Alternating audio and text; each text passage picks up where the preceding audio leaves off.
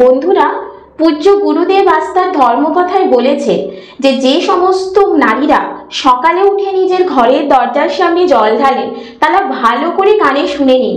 গুরুদেব আজ তার বাণীতে 4টি গুরুত্বপূর্ণ নিয়মের কথা বলেছেন। যে মা বোনেরা এই 4টি নিয়ম মানেন তাদের এমন কোনো কাজ নেই যা পূর্ণ হয় না, এমন কোনো সমস্যা নেই যা দূর হয় না। সবচেয়ে বড় কথা, এই 4টি নিয়ম পালনের ফলে তাদের ঘর পরিবারে সর্বদা মা লক্ষ্মীর আশীর্বাদ বিরাজমান থাকে। আর যেখানে মা লক্ষ্মীর আশীর্বাদ থাকে সেখানে কখনোই ধন সম্পত্তির অভাব হয় না, অর্থ কষ্ট হয় না। সেই ঘরে কখনো বর কোনো ঋণের ভাগী হয় না, সর্বদা লক্ষ্মী ঠাকুরের কৃপা বর্ষিত হয়। তাহলে সেই 4টি নিয়ম কি এবং যে সকল নারীরা সকালে উঠে ঘরের দরজায় জল ঢালেন তারা এই ভিডিওটি অবশ্যই দেখে নিন। এছাড়া বন্ধুরা, আপনি নিশ্চয়ই শুনে থাকবেন মা লক্ষ্মীর একটি বোন আছে, তিনি হলেন দারিদ্র। সেখানে লক্ষ্মী ঠাকুর থাকেন না, সেখানে দারিদ্রের বসবাস হয়। আর যেখানে দারিদ্র বাস করে সেই জায়গায় জীবনযাপন দুর্বিষহ হয়ে পড়ে। সেই ঘরে অনেক সমস্যা আসতে শুরু করে, মানসিক টেনশন বেড়ে যায়, টাকার অভাব দেখা দেয় এবং অনেক এমন কাজ আছে যেগুলি একের পর এক বিঘ্নিত হতে শুরু করে। তাই বন্ধুরা, আসুন জেনে নিই সেই 4টি নিয়ম কি এবং যেগুলি আমাদের ঘরে বড়দের, বিশেষ করে মা বোনেদের অবশ্যই মানা উচিত। গুরুদেব বলেছেন, যদি আজ থেকেই আপনি এই 4টি নিয়ম পালন শুরু করেন তাহলে এমন কোনো কাজ থাকবে না যেটা আপনার সফল হবে না, এমন কোনো মনোবাসনা থাকবে না যেটা পূর্ণ হবে না। সবচেয়ে বড় কথা, এই 4টি নিয়ম মানার পর আপনাকে আর কোনো আলাদা উপায় করতে হবে না, কোনো ব্রত রাখতে হবে না।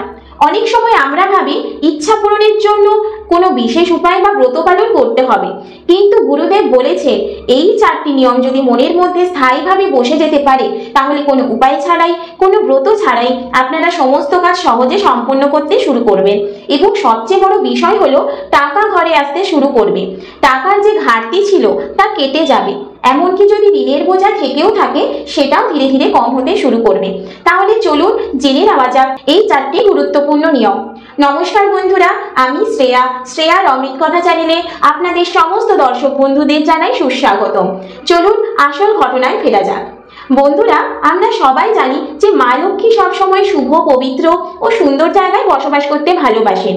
আর তার বোন যদি দারিদ্র রূপে পরিচিত এবং নোংরা, ঝগড়াঝাটিপূর্ণ এবং বিশৃঙ্খল পরিবেশে থাকতে পছন্দ করে, তাহলে নিজেই ভাবুন, যে ঘরে ভালোবাসা থাকে, শান্তি থাকে, যেখানে টাকার ঘাটতি নেই, কোনো ঝামেলা নেই, সেই ঘরেই মা লক্ষ্মীর আশীর্বাদ থাকে।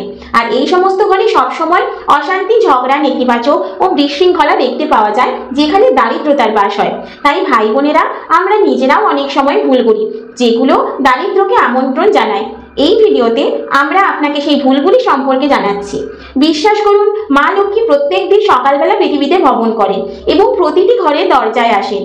যখন তিনি ওই ঘরের দরজায় দেখেন কোনো নোংরা, লোকেরা তখনও ঘুমিয়ে আছে, অলসতা এবং অব্যবস্থায় ডুবে আছে, তখন তিনি ফিরে যান।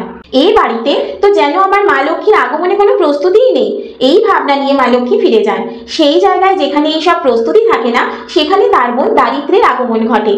আপনি তো জানবেনই, যেখানে দারিদ্র প্রবেশ করে সেখানে একের পর এক সমস্যা, কষ্ট ও টাকার অভাব শুরু হয়।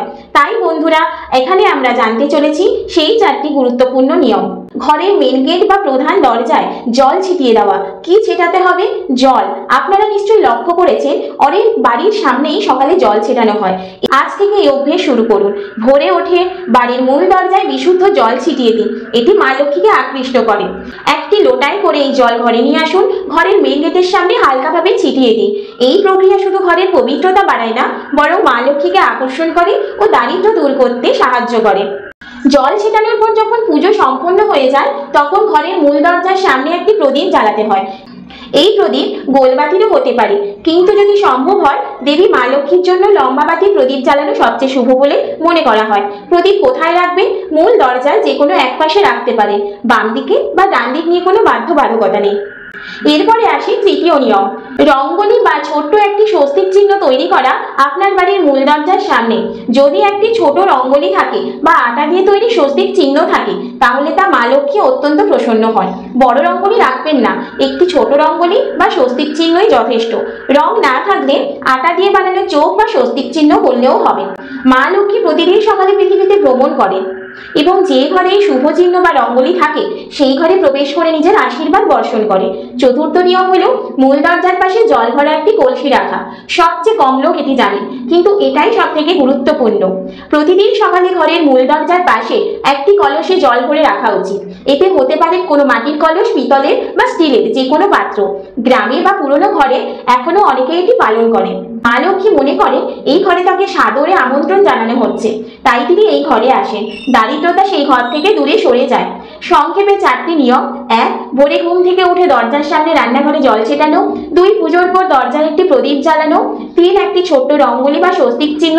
4. দরজার পাশে একটি জল ভরা কলস রাখা। এই নিয়মগুলি পালন করলে আপনাকে আর আলাদা কোনো টোটকা বা ব্রত করতে হবে না। নিজেই জীবনের শান্তি, সম্পদ ও সুখের আগমন দেখতে পাবেন।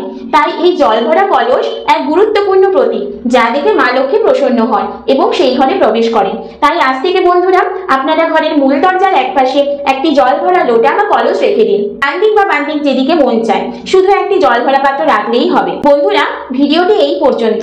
যদি ভালো লেগে থাকে অবশ্যই আত্মীয় পরিজন ও বন্ধু বান্ধবদের সাথে শেয়ার করে নেবেন। ভালো লাগলে কমেন্ট বক্সে জয় মা লক্ষ্মী দেবীর জয় কমেন্ট করে দিয়ে যাবেন। সকলের মঙ্গল হোক এই কামনা করে আজকের ভিডিওটি আমি এখানেই শেষ করছি। নমস্কার।